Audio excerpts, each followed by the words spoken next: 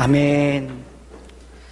감사하는 마음 갖게 하소서. 주님의 은혜만 사모하게 하소서. 이런 기도가 우리 교회 안에 가득하기를 소망합니다. 이것 잘하면서 사는 것보다 즐거운 신앙생활이 있을까 싶습니다. 주님 감사하는 마음 회복시켜 주시옵소서. 함께 찬양을 나눈 우리 찬양대에게 감사합니다. 지지자 부려 호지자, 호지자 부려 지지자라고 공자가 이야기를 했습니다. 알을 추구하는 데 있어서, 공부하는 데 있어서 열심히 외우려고 하는 사람, 열심히 알려고 하는 사람보다 그것을 좋아하는 사람이 더 낫다. 그런데 좋아하는 사람보다 즐기는 사람이 더 낫다라는 뜻입니다. 어떤 일에 대하여 지식을 추구하는 자는 좋아하는 사람을 이길 수 없고, 좋아하는 사람은 즐기는 사람을 당해낼 수가 없다는 뜻입니다. 축구로 예를 들면 축구에 대해 많이 아는 사람은 축구를 좋아하는 사람보다 잘할 수 없을 것입니다. 그리고 축구를 아무리 좋아해도 축구를 즐기는 사람보다는 축구를 잘하지 못할 것입니다.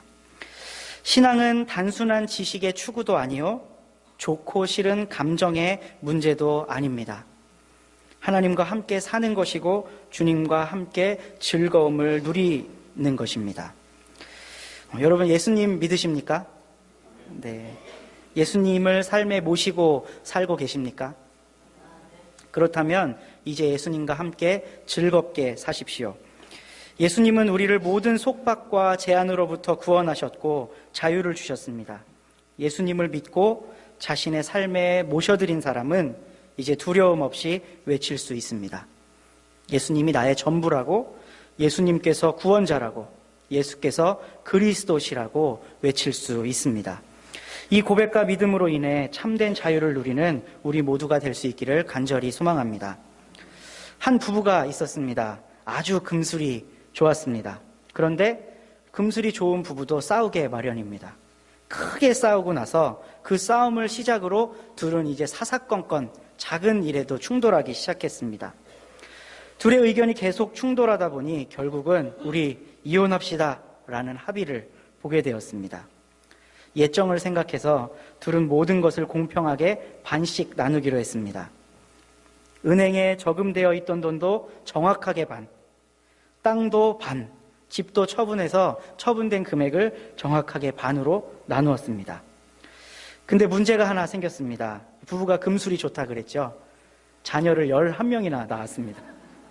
둘 사이에 자녀가 11명이었기 때문에 이것을 어떻게 나누어야 할까 고민이 되었습니다.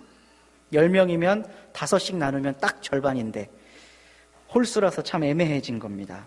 그래서 둘은 지혜를 구하고자 솔로몬의 재판과 같은 현명한 판결을 내려주실 것이다 하여 다니던 교회의 목사님을 찾아갔습니다. 그리고 목사님께 공평하게 나눌 수 있는 지혜를 달라고 부탁했습니다. 목사님이 뭐라고 얘기했는 줄 아세요?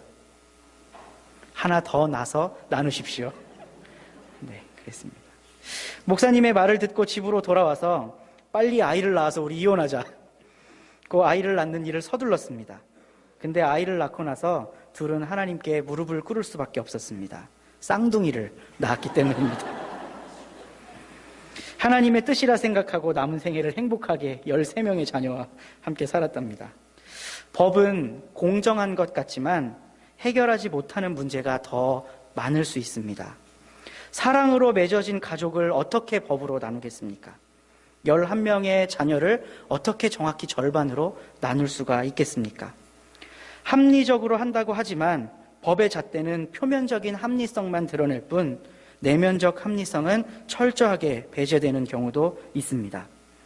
가족은 사랑과 믿음으로 맺어졌기에 사랑과 믿음이 가정을 지키지 법이 가정을 지키지 못합니다. 사랑이 더 크고 놀라운 가치이지 법이 더 큰 것이 아닙니다. 믿음이 더 높은 가치이지 법이 높지 않습니다. 예수 그리스도를 사랑하며 그를 믿는 믿음이 세상에서 가장 중요한 것이라고 외친 한 사람이 있습니다. 바로 사도 바울입니다. 바울은 예수님을 믿는 믿음은 어떤 율법도 어떤 법도 다 뛰어넘는다고 주장했습니다. 그런데 반대로 한번 생각해 볼 필요가 있습니다. 만약에 믿음이 깨지면 그 공동체에 무엇이 남게 될까?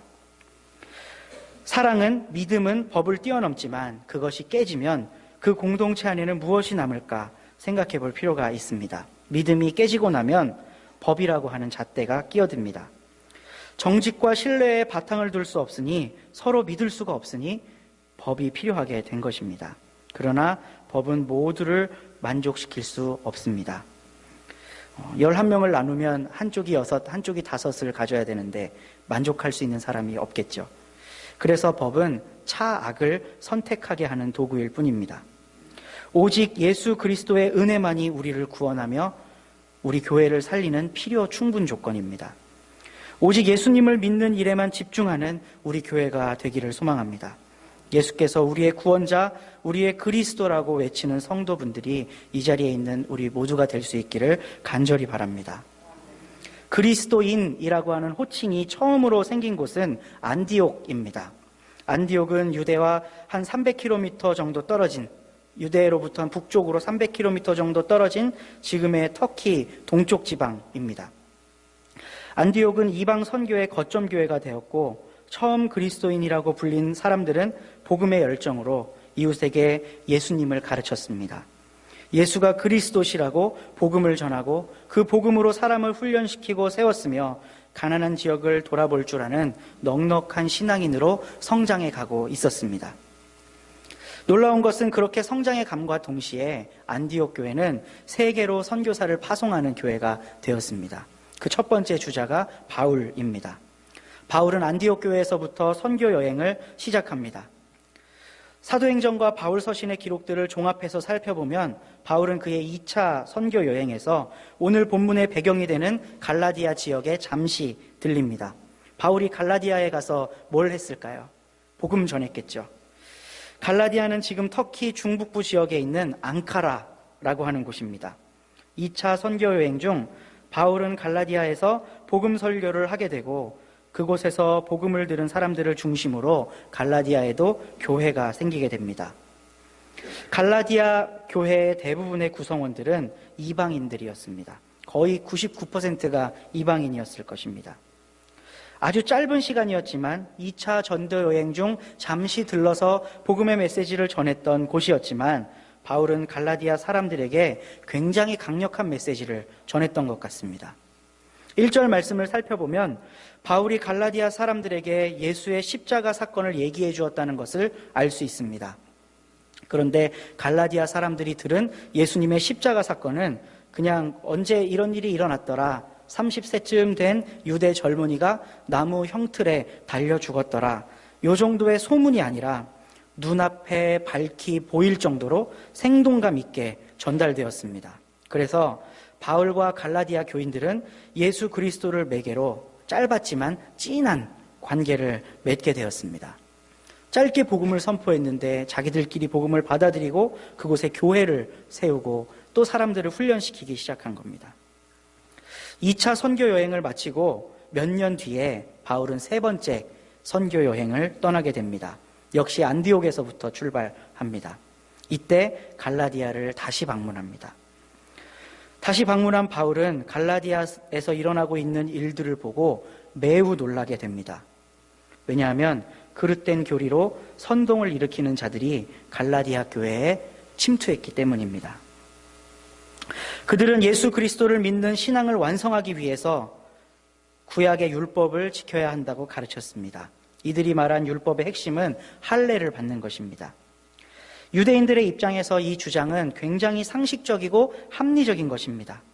그리고 그들은 갈라디아 사람들에게 예수 믿으면 안 돼, 예수 믿지 마 라고 하지 않았습니다. 예수 믿어.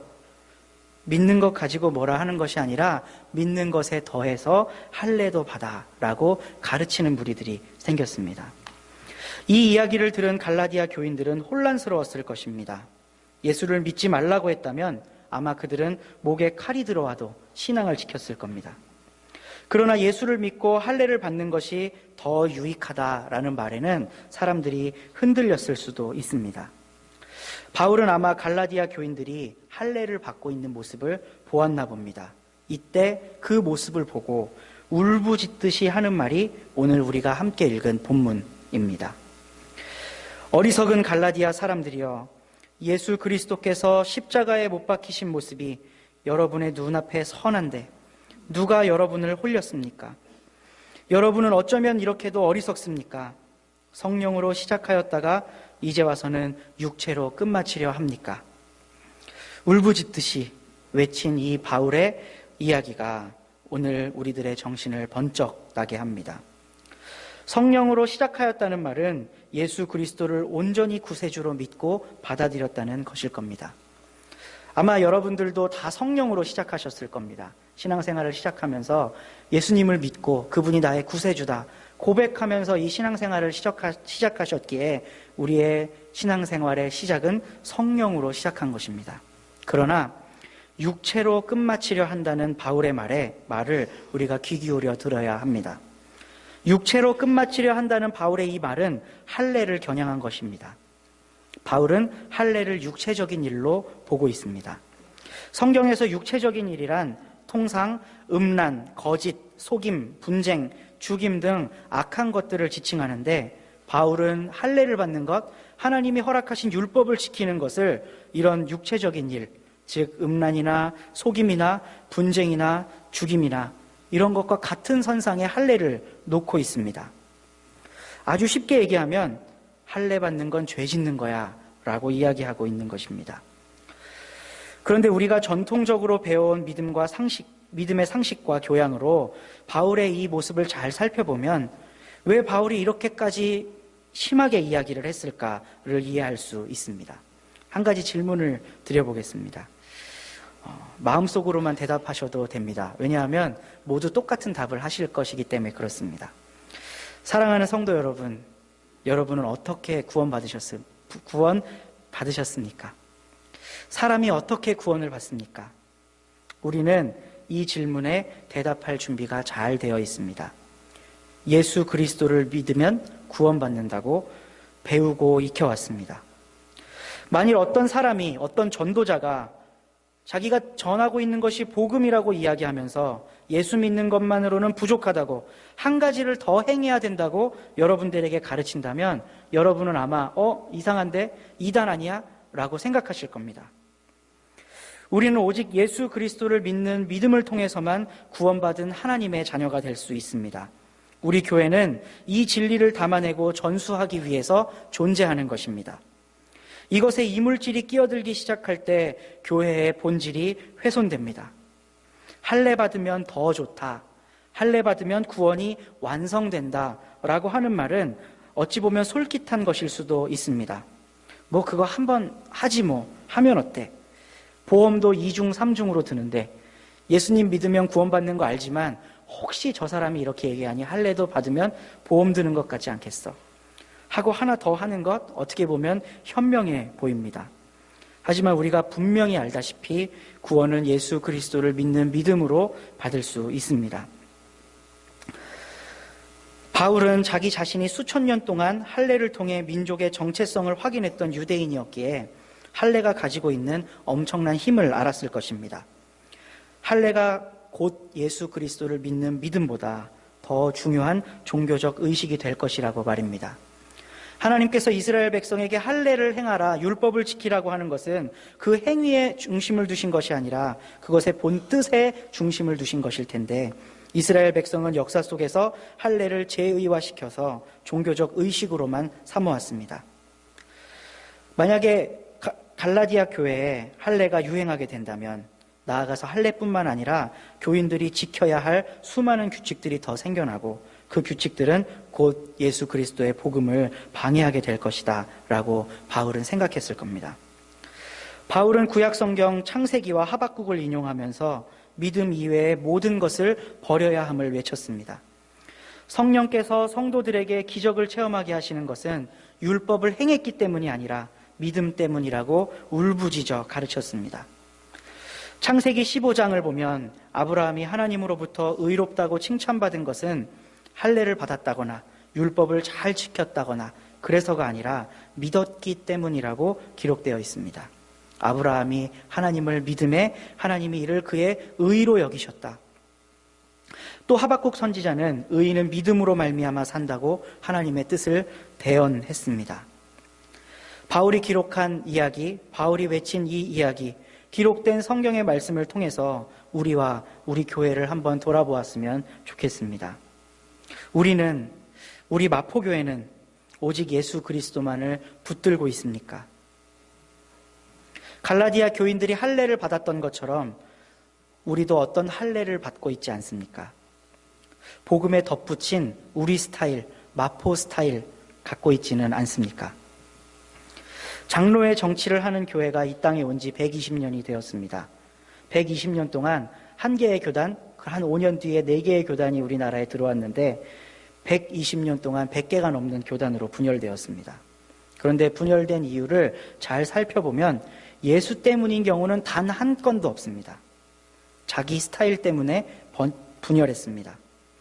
여성 목회자가 되니 안 되니, 성경을 해석하는 도구인 역사비평을 받아들이니 안 받아들이니, 교회의 십자가를 꼭대기에 세워야 되니 강대상 앞에 세워야 되니, 정치적인 좌판이 우판이 따지느라 비본질적인 것이 본질되어서 예수님은 중심에서 밀려나고 예수 아닌 다른 이유로 교회가 갈라지고 깨어졌습니다. 해방 이후에 계속 분열하며 성장해온 그 영성이 오늘날 우리들에게도 이어져 있습니다. 복음이 아닌 다른 이유 때문에 어려움이 생깁니다. 예수를 믿는 것이 본질이라고 배워왔고 지금도 우리는 그렇게 고백하고 있는데 그 본질이 사라지고 비본질 때문에 싸움이 일어납니다. 우리는 잘 알고 있습니다. 예수가 본질이라는 것. 근데 우리는 지지자일 뿐이었습니다. 아는 사람. 그것이 좋다, 나쁘다 판단할 수 있는 호자였습니다. 그런데 예수님께서는 우리에게 원하시는 것이 알거나 판단하는 것이 아니라 예수님과 함께 연합하고 예수님과 함께 즐기는 삶을 원하십니다. 이런 상황 가운데 우리가 회복해야 할 것이 무엇입니까? 우린 이미 알고 있습니다. 복음이요 믿음입니다.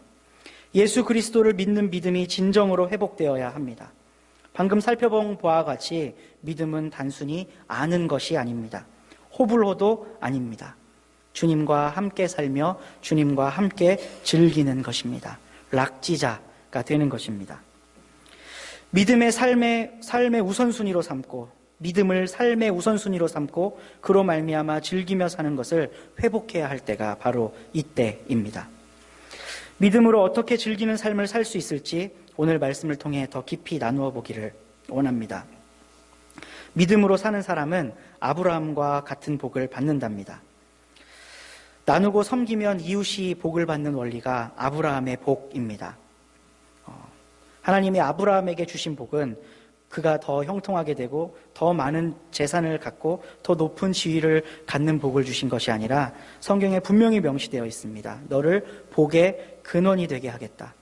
아브라함을 통해 이웃이 복을 받게 하고 주변 나라들이 복을 받게 하겠다는 뜻입니다. 아브라함이 하나님께 순종하면 순종할수록 그를 통해서 많은 사람들에게 복이 끼쳐진다는 것이 아브라함을 통해 주신 축복의 원리입니다. 예수 그리스도께서 십자가를 지시기까지 하나님께 순종하며 섬기심으로 또한 제자들을 섬기심으로 구원의 은총을 우리에게 베풀어 주셨습니다. 아브라함이 하나님을 잘 섬기면 섬길수록 이웃과 다른 민족이 복을 받는다고 가르치는 성경의 원리도 예수 그리스도께서 순종하심으로 우리를 구원하신 것과 상통합니다. 아브라함과 함께 받는 복은 현실에서 부귀영화를 누리거나 명예를 얻는 것이 아닙니다. 확실한 믿음을 갖는 것, 그것 자체가 복입니다. 아브라함이 하나님을 믿으니 하나님이 그것을 아브라함의 의로 여기셨다. 오늘날 우리는 성경 말씀을 통해서 그리고 메시지를 통해서 예수님을 만납니다. 2000년 전에 잠시 이 세상에 다녀가신 예수님이시지만 믿음으로 그분을 보고 듣고 생생하게 경험할 수 있습니다. 이것은 세상 사람들은 알지 못하는 믿는 자들만 누리는 신비입니다. 누구라도 성경을 본다면 그 속에서 예수님을 만납니다. 신자이든 비신자이든 성경을 보면 그 안에서 예수님을 만납니다. 그러나 믿음이 있는 사람이 만나는 예수님과 그렇지 않은 사람이 만나는 예수님은 전혀 다릅니다. 초대교회 구성원들 중에 예수님을 직접 본 사람은 아주 드물었습니다. 갈라디아 교인들은 아마 한 사람도 예수님을 직접 보지 못했을 것입니다. 그런데도 그들은 예수를 믿고 교회를 세웠습니다. 어떻게 그럴 수 있었을까? 바울이 전한 복음, 바울이 전한 메시지를 통해 그들은 예수님을 만났습니다. 바울이 전한 그 소식을 듣고 십자가에 달리신 예수님을 보았고 부활하신 예수님을 경험했습니다. 육체로 경험하는 것이 아닌 믿음으로 경험한 것입니다. 그렇게 믿음은 형이상학적인 생각으로만 있는 뜬구름 잡는 것이 아니라 삶의 한 복판에서 작동하는 현실이 됩니다. 믿음을 통해 지금 내 삶에서 역사하시는 예수 그리스도의 은혜를 체험할 수 있기 때문입니다. 여러분들도 다 체험하고 계시나요? 네, 아멘이라고 말하기 어려우실 수 있습니다. 그 체험을 공유하는 곳이, 예수님을 통해 은혜 받았다 하는 것을 체험하는 곳이 바로 교회이고, 교회는 그 체험을 공유하는 곳입니다. 교회는 이 체험 외에 어떠한 것도 절대화해서는 안 됩니다. 예수님을 믿었더니 예수님께서 내 삶에 찾아오셨고 내 삶에 은혜를 주셨고 나를 변화시키셨다라고 하는 이 체험 말고 다른 어떤 것도 교회 안에서는 절대화되어서는 안 됩니다. 무슨 교회 스타일, 무슨 교회의 전통, 이런 것들은 다 상대적인 것입니다. 복음 전도와 말씀 선포를 통해 전수받은 예수 그리스도 이외의 모든 것은 다 무용지물입니다. 제 말이 아니라 바울의 말입니다. 예수님을 만난 사람 바울은 오늘 말씀에 이어 계속해서 외칩니다. 우리 성경 잠깐 찾아보겠습니다. 갈라디아서 5장 1절 말씀. 다 같이 한번 읽어보겠습니다. 그리스도께서 우리를 자유롭게 하려고 자유를 주셨으니 그러므로 굳건하게 서서 다시는 종의 멍에를 매지 말라. 2절입니다. 보라, 나 바울은 너희에게 말하노니 너희가 만일 할례를 받으면 그리스도께서 너희에게 아무 유익이 없느니라. 마지막으로 6절 말씀 함께 읽겠습니다. 그리스도 예수 안에서는 할례나 무할례나 효력이 없으되 사랑으로 역사하는 믿음뿐이니라. 아멘. 만약에 바울이 이방인이었다면 이 이야기가 설득력이 있습니다. 아, 이방인이니까 그렇게 이야기하지. 할례 안 받아도 된다고? 이방인이나 유대인이나 하나님 앞에서 평등하다고 이야기하지. 왜냐하면 이방인 입장에서 보면 이 이야기는 자기 변호적일 수 있기 때문입니다.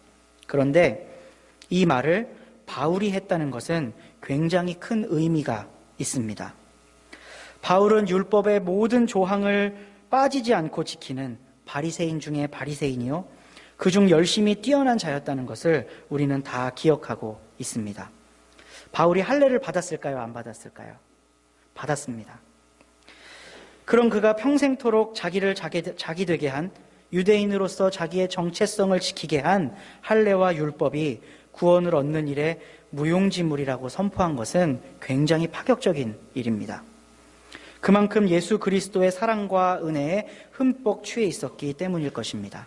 바울도 예수님을 직접 본 적은 없습니다. 본인의 서신서에서 자기는 봤다고 주장합니다. 근데 아무도 봤다고 인정해 주지 않습니다. 다메섹 도상에서 빛과 음성으로 경험한 것이 실제적 체험의 전부입니다. 그는 그보다 먼저 예수를 영접한 사람에 의해서 복음을 듣고 자신이 지금까지 믿어왔던 모든 것을 반성하는 시간을 가졌습니다. 그런 반성의 결과 빌립보서 3장 8절에서 바울은 이런 고백을 합니다. 또한 모든 것을 해로 여김은 내 주 그리스도 예수를 아는 지식이 가장 고상하기 때문이라. 내가 그를 위하여 모든 것을 잃어버리고 배설물로 여김은 그리스도를 얻고 그 안에서 발견되려 함이니 내가 가진 의는 율법에서 난 것이 아니요 오직 그리스도를 믿는 믿음으로 말미암는 것이니 곧 믿음으로 하나님께로부터 난 의라고 바울이 고백하게 됩니다. 바리새인 중에 바리새인이요 율법의 조항을 빠짐없이 지켰던 그가 자기가 가지고 있던 이전의 모든 것을 다 배설물로 여길 수 있음은 예수를 그리스도로 영접한 다음에 얻어진 그 기쁨이 너무나도 충만했기 때문입니다. 교회가 예수 그리스도 외에 어떠한 것도 증거하지 않기로 결심했을 때에는 로마 제국이 아무리 핍박한다 할지라도 믿는 사람들이 늘어나고 하나님께 영광을 올려드릴 수 있었습니다. 그러나 예수 그리스도 이외의 것들이 교회 안에 들어와서 안착되고 복음 이외의 것이 교회 안에 따리를 틀기 시작했을 때 교회는 같은 문화를 공유하지 않는 사람을 수용하지 못하게 되었습니다. 같은 언어를 쓰지 않는 사람은 교회 안에서 배제되게 되고, 같은 물질을 들이지 않는 사람은 교회 안에 구성원으로 합류되지 못하고, 우리 교회가 만들어온 이 문화, 이 관계 속으로 들어오지 못하는 사람은 계속 겉돌다가 떠나게 되는 그런 현상이 교회 안에 생기게 되었습니다. 초대교회 때부터 있었던 일입니다. 우리 교회에도 똑같이 일어나고 있는 일입니다. 최소한 마포교회에 한 50년은 다녀야 마포교인 아닌가. 같은 문화를 공유하지 않는 사람을 잘 수용하지 못하고 있는 오늘날 우리 교회 현실을 보게 됩니다.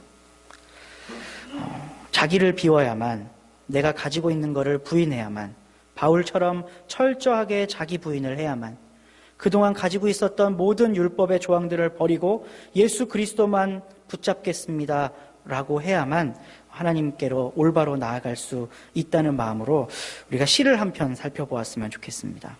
이문재 시인의 팥꽃이라는 시입니다. 이 시인은 평소에 요리를 자주 했나 봅니다. 밖에 나가서 파를 뜯어다가 요리를 하려고 파를 써는데 깜짝 놀랐습니다.